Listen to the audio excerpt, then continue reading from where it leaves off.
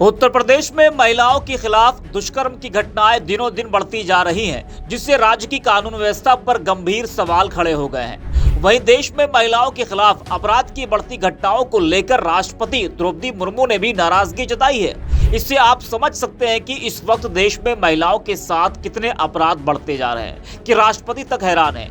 वही बात करें यूपी की, तो इस वक्त प्रदेश की कानून व्यवस्था पूरी तरह से चौपट नजर आ रही है। गाजियाबाद में एक नाबालिग लड़की के साथ दुष्कर्म किया गया, जिसको लेकर जमकर हंगामा हुआ, तोड़फोड़ हुई और पुलिस को लाठी चार्ज करनी पड़ी। जी हाँ, बता दें कि गाजियाबाद में यह घटना बुधवार शाम की बताई जा रही है, जिसको लेकर कल जमकर हंगामा हुआ। लिंक रोड थाना क्षेत्र में नाबालिग लड़की अपने घर से किसी काम से बाहर निकली थी, तभी पास में कबाड़ का काम करने वाला आरोपी घर में पीछे के दरवाजे से घुसा और नाबालिग को कुछ सुंघाकर उसके साथ रेप किया।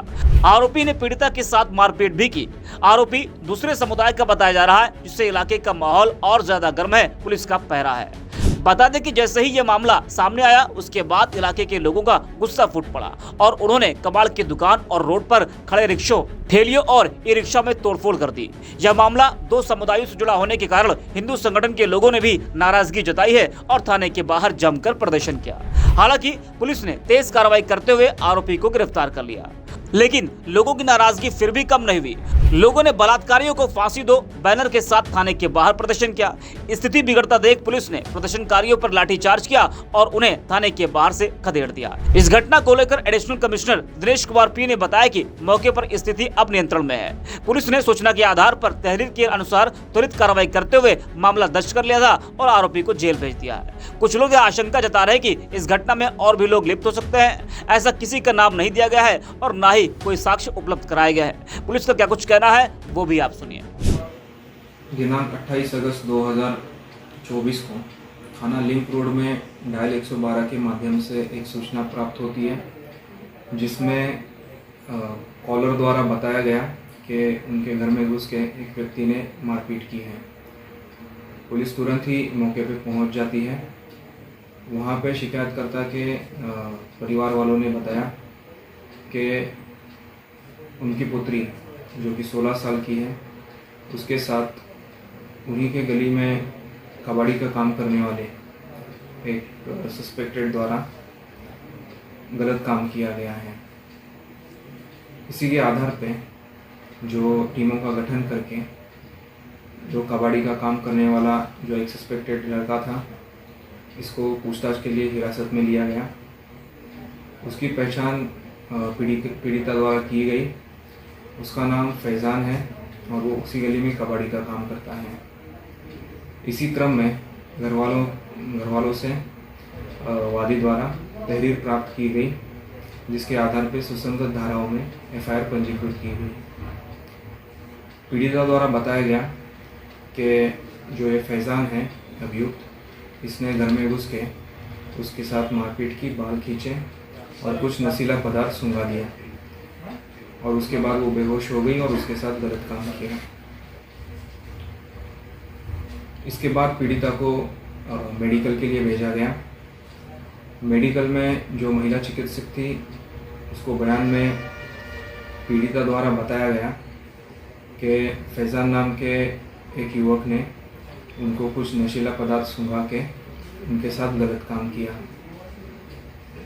इन्हीं तथ्यों के आधार पर जिस सस्पेक्टेड को फैज़ान को हिरासत में लिया गया था, उसको अरेस्ट किया गया और इन सारे तथ्यों के बारे में एसीपी साहिबाबाद के द्वारा दोपहर में एक मीडिया बाइट इशू कर दी, जिसमें ये सारे डिटेल्स बताए गए। तो सुना आपने। अब एक और बयान गाजियाबाद पुलिस का आपको सुनाते हैं, जिसमें गाजियाबाद पुलिस ने यह बताया कि इस घटना को लेकर कुछ अज्ञात लोगों द्वारा एक षड्यंत्र के तहत यह अफवाह फैलाई गई कि पीड़िता के साथ गैंगरेप हुआ है, जिसको लेकर कबाड़ी की दुकान पर तोड़फोड़ की गई है। अराजक तत्वों द्वारा की गई तोड़फोड़ को लेकर कार्रवाई की जा रही है। जरा आप भी सुने पुलिस क्या कुछ कह रही है। इस पूरे घटनाक्रम के बाद करीब 4 घंटे बाद शाम को 6 बजे कुछ अज्ञात उपद्रवी लोगों द्वारा एक षड्यंत्र के तहत ये अफवाह फैलाई गई कि पीड़िता के साथ गैंग रेप हुआ है और इसी के चलते उन्होंने रोड जाम किया और कबाड़ी के दुकान में तोड़फोड़ की और आगजनी की।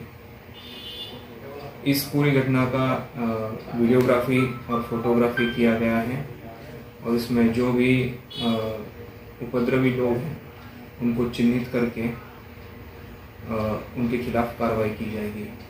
ये जो भी अराजकता फैलाई गई और जो भी उपद्रव किया गया, इससे रिलेटेड सुसंगत धाराओं में एफआईआर थाना लिंक रोड में पंजीकृत है। इसमें जो वीडियोग्राफी में लोग पाए जाएंगे उनको चिन्हित करके उनके खिलाफ सख्त से सख्त कार्रवाई की जाएगी। जो मुकदमा पीड़िता द्वारा लिखा गया है उसमें जो अभियुक्त पकड़ा गया है उससे पूछताछ की जा रही है और उसी के आधार पे अग्रिम विधिक कार्रवाई की जा रही है।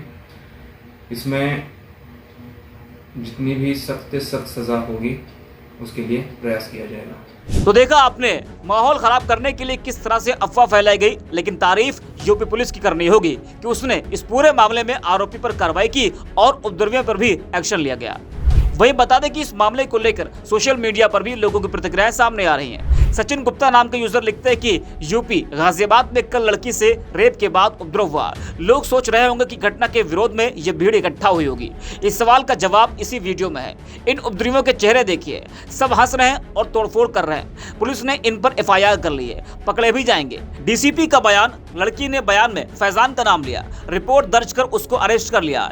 इसके बावजूद कुछ उपद्रवियों ने अफवाह फैलाई कि रेप नहीं गैंगरेप हुआ। उन्होंने तोड़फोड़ आगजनी की, उपद्रवियों पर एफआईआर की गई। वीडियो से पहचान हो रही है। वहीं अनिल यादव लिखते हैं कि मैनपुरी में आवासीय विद्यालय में 8वीं की छात्र से 3 सीनियर छात्रों ने दुष्कर्म किया। गाजियाबाद के साहिबाबाद में किशोरी के घर में घुसकर दुष्कर्म। यूपी में इस तरह की खबरें इतनी आम है कि मीडिया का ध्यान तक नहीं जाता। यह है कानून का राज। बता दें कि इस घटना के बाद विपक्षी दलों ने योगी आदित्यनाथ सरकार की कानून व्यवस्था पर गंभीर सवाल खड़े किए हैं। उनका आरोप है कि राज्य सरकार महिलाओं की सुरक्षा में पूरी तरह से विफल रही है और लगातार बढ़ती दुष्कर्म की घटनाएं इस बात का प्रमाण है। विपक्ष ने आरोप लगाया कि सरकार की ओर से कोई ठोस कदम नहीं उठाए जा रहे और घटनाओं की गंभीरता को समझने की बजाय सत्ता में बैठे लोग केवल बयानबाजी कर रहे हैं।